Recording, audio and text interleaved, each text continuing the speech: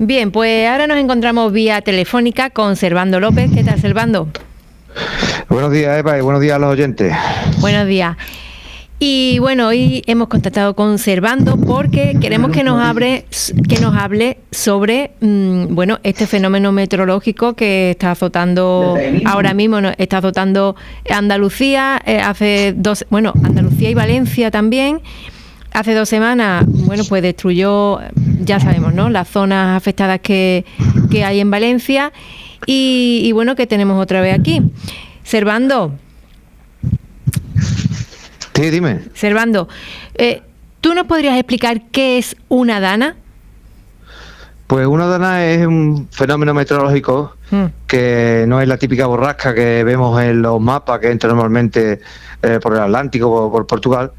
Lo que ocurre es que tú sabes que pues el clima va variando y hay veces que el aire frío del norte de Europa se va aproximando hacia el sur. Sí. Y algunas veces cuando se aproxima, que es lo que hace que bajen las temperaturas aquí en la península, algunas veces se descuelga una bolsa de ese aire frío y, por decirlo así, se aísla de ese aire frío normal que está en el norte de Europa y al quedarse aislada, pues va moviéndose por la península y lo que ocurre es que algunas veces, sobre todo en las costas, cuando el mar está muy caliente, ese contraste entre el aire frío que está en la capa alta de la atmósfera con el aire caliente que va subiendo desde el mar, sí, hace que se produzcan una serie de tormentas que son, pues, por decirlo así, más imprevistas y más explosivas de lo normal. Y eso también hace que sean muy poco predecibles, en el sentido de que si ya de por sí sabemos que la meteorología no es precisa al 100%, en estos casos es mucho más imprecisa porque ese choque entre aire frío y caliente, pues ya decimos que por propia física, por propia dinámica, es difícil de saber qué es lo que va a hacer, ¿no?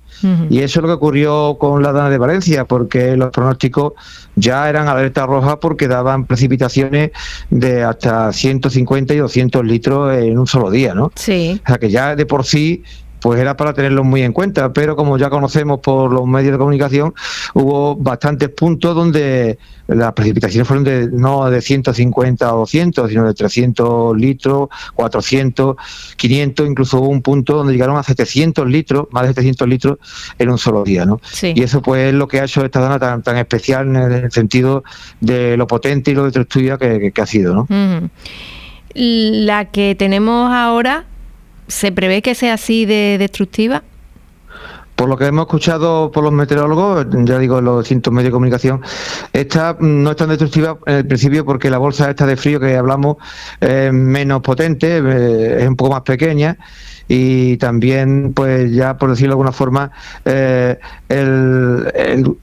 mar está un poquito menos caliente, entonces el contraste es un poquito menor, ¿no? Y eso ha hecho que a pesar de que, como hemos visto en Málaga, hayan caído muchísimos litros y haya habido inundaciones, pues en principio no se esperaba que fuera tan potente, porque además, por lo que explicaban los meteorólogos, otro de los problemas que tuvo la dana de Valencia es que las danas pues pasan, dejan X agua y se van a otro sitio, ¿no? Sí. Pero esta vez ha pillado un sistema de retroalimentación, es decir, que cuando en teoría pues tenía que haberse ido, no se ha podido ir porque las condiciones han vuelto a alimentar ese contraste. Y entonces no solamente es la cantidad de agua que ha caído, sino el tiempo que ha caído esa cantidad de agua, en el sentido de que cuando otras veces pues pasa, deja 100, 150 litros y va a otro lugar, esta vez ha permanecido mucho tiempo sobre Valencia, eso es la anterior. Y esta, por lo visto, las condiciones no eran iguales y iba a ser más normal, en el sentido de que iba a descargar, y como estamos viendo, pues ha estado por la parte de Almería, después sí, Málaga, y hoy pues se ha venido en parte para esta zona de Sevilla, Cádiz y Huelva, y por eso estamos ahora mismo en alerta naranja. En la alerta naranja. Servando, ¿es más habitual en la zona del Mediterráneo? Sí, efectivamente, por lo que explican los expertos, lo que hemos dicho, se tienen que juntar esas dos condiciones. El aire frío que viene de Europa, esa bolsa, las capas altas, con una temperatura del mar relativamente alta. Y por eso decimos lo del cambio climático. ¿Por qué? Porque lo normal es que, pues, a lo mejor en esta época del año, el mar Mediterráneo esté a lo mejor a 22 grados, 23 grados de temperatura, el agua, nos referimos al agua, Y últimamente estamos viendo que como los veranos son más largos, temperaturas también muy altas, pues en el Mediterráneo, que es un mar cerrado, es decir, un mar que tiene poco intercambio de agua con el Atlántico, sí. Pues si en el Atlántico, por ejemplo, el agua está a 24 grados, pues en el Mediterráneo suele estar 2 o 3 grados más. Y teníamos temperaturas habituales de 22 23 grados y nos estamos encontrando últimamente con temperaturas de 26, 27, 28 grados. Claro. Por tanto, el contraste entre esas capas altas y la temperatura, el aire que sube del mar, pues es mayor. Antes, pues, si arriba había, por decir, una temperatura 2 grados y abajo 23, pues ahora nos estamos encontrando que esos 2 grados siguen arriba, pero abajo ya hay 28 o 27, y por tanto también ayuda a que estas danas sean más potentes y además duren más tiempo. Servando, ¿esto se va a convertir ya en algo habitual? Mira, esto los expertos lo llevan diciendo hace ya bastantes años, que por esto que estamos explicando, el cambio climático está aquí y lo se ha ido anunciando, y mucha gente no lo quería creer porque, claro, hay cosas que no son evidentes, que van ocurriendo poquito a poco. Sí. Los expertos de clima siempre dicen que esto de cambio climático es como lo de la rana y el agua hirviendo. Si tú metes una rana en agua hirviendo, al momento la rana salta y se va. Pero si tú la metes, esto es un experimento científico, si tú la rana la metes en agua fría, vas calentando el agua poquito a poco, la rana se muere escaldada y no salta del recipiente. Pues el tema del cambio climático es algo parecido. O sea, como es una cosa que va muy poquito a poco, pues la gente o mucha gente no se lo ha creído, y cuando ya empezamos a darnos cuenta es cuando, como con la rana, se está escaldando. Es decir, que cuando ya nos estamos dando cuenta, ya tenemos 1,5 grados de más de temperatura media en la Tierra, y esto pues ya está provocando sequía, anomalías de cuando en teoría debe hacer frío, hace calor, y viceversa, o lo que es más grave, estos impactos con estas danas superpotentes que provocan no solamente inundaciones y pérdidas materiales, que ya de por sí es importante, sino que además, pues desgraciadamente en algunos lugares pues ha provocado la muerte de muchas personas. Yo creo que muchas veces a las grandes potencias creer en esto no les conviene. Claro, es que mira, el tema de que mucha gente no quiera creer o no le convenga creer en el cambio climático es que realmente esto ha provocado, y principalmente por los combustibles fósiles, o sea, por el petróleo, la gasolina. Las grandes potencias son ricas en eso, en petróleo, son ricas gracias a eso, al petróleo y a todo el negocio que rodea al petróleo. Y claro, ahora tú decirle, mira, tienes que dejar eso en parte y dedicarlo parte de tu dinero a la energía alternativa, al viento, al sol, etcétera, pues no les conviene, porque eso significa que si hacen ahora un negocio, pues ahora tienen que hacer a lo mejor solamente el 50% de ese negocio. Y claro, pues eso es muy difícil que estas potencias lo acepten, ¿no? Pero desgraciadamente es que ahí están los resultados, y esto, ya como bien hemos dicho, no es una cosa que se vaya a perder, porque el clima, el funcionamiento de la atmósfera es una cosa muy progresiva, lo mismo que ha tardado un tiempo en darse los efectos a la vista, después corregirlo también va a costar un tiempo, aunque nosotros ahora bajemos esas emisiones de CO2 y por debajo del nivel que dicen los científicos, eso no se va a arreglar en un año o en 2, va a ser décadas. A pesar de que bajemos las emisiones, para que vuelva a como estaba antes. De hecho, ahora ha habido una cumbre del clima, no sé si en Azerbaiyán efectivamente, en Bakú, que es la capital. En Bakú, y las grandes potencias no han asistido, ni Estados Unidos, ni China, ni Rusia han asistido a esta reunión del clima. O sea que la intención no es, la tendencia no es que esto vaya a mejorar. Sí, es que además Azerbaiyán es rica por el petróleo. Es que las 3 últimas cumbres han sido en países, la anterior fue en Egipto y la anterior a su vez fue en Arabia Saudí. Entonces, es que es la contradicción, que hacemos una cumbre en la que en teoría queremos quitar en parte los combustibles fósiles, y resulta que se hace en un sitio que vive de eso, ¿no? Entonces, de hecho, ayer el discurso del presidente de Azerbaiyán dijo que el petróleo y su derivado era un regalo del cielo. Sí, bueno. Entonces, se te caen los palos de sombrajo escuchando eso, ¿no?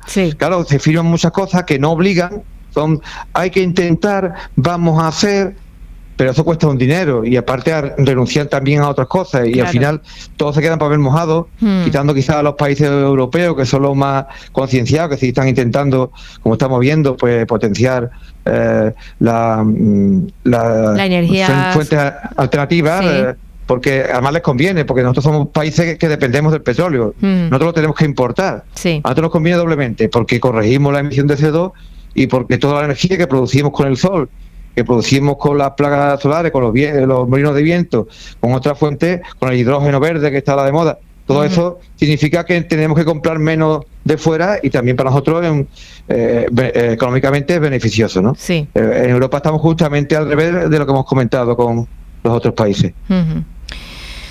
Bueno, esto es un sinsentido, Servando, porque claro, esta gente lo que buscan es negocio, dinero, pero claro, si el planeta se va a pique, ¿para qué quieren el dinero? Claro, pero aquí, como siempre, los que pagamos el pato somos los pobres, sí, claro. La gente de la calle, porque esta gente que son ricos, tienen mucho dinero.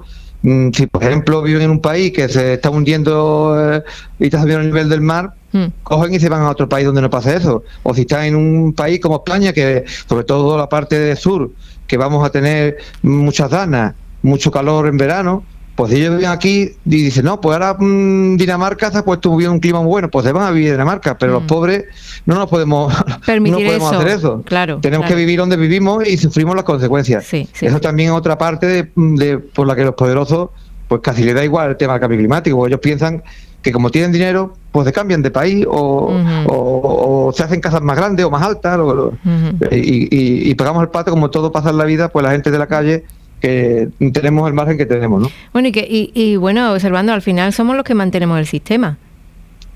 Claro, es que por eso muchas veces cuando se hacen muchas campañas sobre el tema de concienciación medioambiental, muchas veces dicen, yo ¿por qué lo voy a hacer? Si yo soy un mindundi. No, vamos a ver. Si eso es una tendencia, si la gente le da por comprar una marca de coche, pues esa marca es la que se pone rica y las otras no. Sí. Nosotros tenemos un poder muy grande en el sentido de que si decimos que no consumimos algo, exacto, pues ese algo no se vende y ya no hay negocio. Y por eso cuando decimos que hay que reciclar, pues si todos reciclamos, pues por ejemplo ahora tenemos o nos hemos enterado que nos han subido la basura o nos van a subir la basura mucho. ¿Por qué nos van a subir la basura mucho? Pues para que la gente recicle. ¿Qué es lo que está pasando? Que se está agravando la basura que entra en los vertederos. Si tú no reciclas, mandas más basura al vertedero. Si reciclas, como esos kilos van a reciclaje, mandan menos al vertedero. Y entonces se ha puesto una tasa muy alta que para rebajarla, la única forma es que si tú demuestras que cada vez mandan menos al vertedero, tal como está puesta, pues se bajaría la factura. Entonces, pues si nosotros reciclamos, cada ciudadano recicla, el ayuntamiento va a ahorrar dinero y nos puede bajar la basura. Claro. Y por eso se ha puesto porque se ha visto que la gente, pues, el reciclaje ha llegado a un límite y han dicho, bueno, pues si por las buenas la gente no recicla, a ver si por las malas, ¿no? Y por eso digo que tenemos un poder en muchos sentidos de que si lo usamos podemos ayudar pero tenemos que estar unidos. Claro. Siempre se ha dicho, el pueblo salva al pueblo, se ha puesto de moda ahora la frase. Pues eso hay que aplicarlo en muchas cosas, no solamente en este caso de crisis que nos ha pasado con la Dana, ¿no? Exactamente. Servando, se edifica en zonas inundables. Eso también ha provocado que haya más destrozos y que haya habido más pérdidas humanas. Eso también es un factor de riesgo muy grande. Claro, mira, cuando se hace el Plan General de Ordenación Urbana de los ayuntamientos, pues entre otras cosas tú tienes que delimitar las zonas que son inundables y por tanto no se debe construir y las zonas que no son inundables donde se puede construir. ¿Qué pasa? Hay muchos ayuntamientos que no tienen el PGO actualizado. ¿Y por qué no lo actualizan? Porque no les interesa, tienen presiones de constructores, de muchos intereses, y dicen, si yo actualizo el PGO, ya tengo que decir que allí no se puede edificar porque es inundable. Y como mientras yo eso no lo haga oficial, pues puedo hacer un poco la vista gorda. Y desgraciadamente ha habido muchos ayuntamientos que, o por error, o por que le ha hecho la vista gorda, se ha edificado al lado, muy cerca de los ríos, o incluso en torrenteras. Es que muchos sitios son torrentes que solamente tienen agua cuando ocurren unas precipitaciones extraordinarias, que a lo mejor son cada 20 o 30, 40, 50 años. Sí. Entonces, edificamos allí porque pensamos que allí no va a pasar nada, y ahora llega esa precipitación extraordinaria 30 años después y se lleva para adelante pues la edificación. Tenemos ahí un antecedente, por ejemplo, del camping de Viesca, allí en Huesca, que recordamos hace unos 20 años que pasó eso. Se edificó un camping en una torrentera que hacía 30, 40 años no llevaba agua, y a los 10 años de hacer el camping pues llegó esa inundación extraordinaria y tuvimos una desgracia. Y esto ha ocurrido mucho incluso en Lora. Sabemos que aquí en Lora hay zonas del pueblo que se inundan porque están muy cerca del Churre, o porque están muy cerca del Guadalquivir, porque en su momento pues o no existía esa normativa o no se hizo las cosas bien y se edificó. Y ahora pues cuando viene cada 15 o 20 años una inundación grande, pues hemos tenido los problemas que hemos tenido. Afortunadamente pues tenemos el muro que nos ha ayudado en parte, porque ya sabemos que si no tenemos la estación de bombeo en marcha, afortunadamente estos años no ha venido desde el 2010 ninguna inundación grande, pero este año, en principio, yo lo he comentado muchas veces, estamos sembrando para una inundación si sigue la cosa así. Tenemos el pantano al 60% y estamos solamente a principios de noviembre. Sabemos que en esta zona la época de más lluvia es diciembre y enero. Recordamos siempre, si tenemos memoria, que cuando había inundación en Lora en los años 2008, 2010, ha sido o poco antes de Navidad o poco después de Navidad, cuando ha ocurrido esto. Los meses anteriores ha llovido mucho, se han ido llenando los pantanos, ha llegado la época de máxima lluvia y nos ha cogido el toro. Y entonces la estación de bombeo, que yo recuerdo, que yo sepa ahora mismo, que va con la depuradora, creo que ahora mismo no está en funcionamiento. En caso que tuviéramos lo que yo estoy explicando, pues y subiera el río mucho, pues tendríamos que poner las bombas como en el 2010, bombas estas normalitas, echando agua, porque solamente el muro no vale. ¿Qué ocurre? Si por aquel lado sube el río más por encima del alcantarillado, hay que cerrar las compuertas, las pequeñas que tenemos, para que no entre el río en el alcantarillado, pero el agua que caiga en el pueblo, cuando llega al muro, es como un pantano. Empieza el agua a retroceder y sube por las alcantarillas. Entonces, por eso digo que estamos preparados, pero ahora mismo a medias, ¿no? Y esperemos que yo me equivoque y no... Pero no es que tenemos los pantanos cerca de Lora, ya al 60%. Tan pronto tenemos que empezar a tener las orejas tiesas, porque lo mismo no pasa nada, que lo mismo tenemos un sustillo como el del 2010. Servando, ¿tú crees que aquí podría pasar algo parecido a lo de Valencia? Mira, al tener el río tan cerca y también el Churre y todo esto. Aquí tenemos la ventaja de que no tenemos la geografía de Valencia. En Valencia ocurre, cuando uno va a la costa mediterránea de Valencia hacia arriba, incluso Cataluña, uno observa que está la playa y a 2 o 3 kilómetros ya empieza, o incluso menos, montañas muy altas. Entonces, ¿qué es lo que ha ocurrido en Valencia? Si nos fijamos, esto famoso del Barranco del Pollo, ¿qué es lo que ha ocurrido? Que ha llovido mucho en la parte alta de estas montañas que están cerca de la costa, y claro, son montañas muy altas, entonces todo lo que llueve baja muy rápido y muy pronto. Entonces, la avalancha, el problema que ha tenido, que ha sido muy grande y además muy rápida. Aquí, como no tenemos esa orografía, estamos en una parte muy llana, como ya hemos visto otras veces, estamos viendo subir el río. Lo vamos viendo subir poquito a poco. Incluso cuando llueve mucho, pues ya estamos en preaviso, y aparte, como no es tan rápida la subida, pues da tiempo incluso a avisar a la gente para que intente pues poner los muebles en la planta alta, quitar los coches de la parte más baja de la calle. Entonces es difícil que ocurra, porque ya digo, no es una orografía como la de allí, y al ser una zona plana, pues sería más, por lo menos más lentamente, ¿no? Más lentamente, bueno, como ha pasado, ¿no? Aquí, sí, como hemos visto otros años. Claro, como ha pasado, que va subiendo poco a poco y da tiempo a subir muebles y a tomar medidas. A tomar medidas. Servando, te quería preguntar, el otro día escuché yo a un experto diciendo que cuando se canaliza un río o un arroyo, pues se suele hacer... con cemento y todo eso lo que hace es no me va a salir la palabra, impermeabilizar. Eso es. Sí. Entonces, él sugería, que yo creo que él lleva toda la razón del mundo, que en vez de canalizarlo así, pues se debería hacer mediante arboleda y mediante esto. ¿Tú qué crees?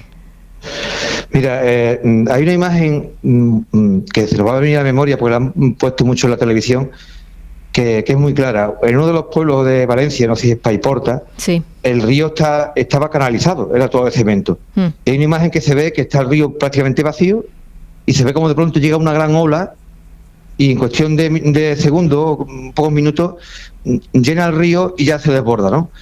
Y efectivamente ese río no es un río, es un canal, sí, es todo cemento. Y aquí tenemos un ejemplo muy cercano que es el Churre. Sí. El Churre, desde prácticamente el puente del AVE, un poquito más atrás, hasta la desembocadura es un canal. ¿Qué ocurre? Ocurren dos cosas. La vegetación de ribera, los árboles, están preparados, son árboles que se han diseñado, entre comillas, para soportar las grandes avenidas. Esos árboles no se van a partir, al revés, lo que hacen es retener el agua. Si retienes el agua sube más lentamente y también llega con menos fuerza. Y eso da tiempo a reaccionar y hace menos daño. Si es un tubo, eso es como si tuvieras una tubería de tu casa. Ahí no hay nada que impida que el agua pase, coge mucha más velocidad y eso significa que llega antes, te da menos tiempo a reaccionar y aparte con mucha más fuerza, con mucha más energía cinética, de forma que puede reventar puertas, puede reventar o llevarse los coches, casa, etcétera. Sí.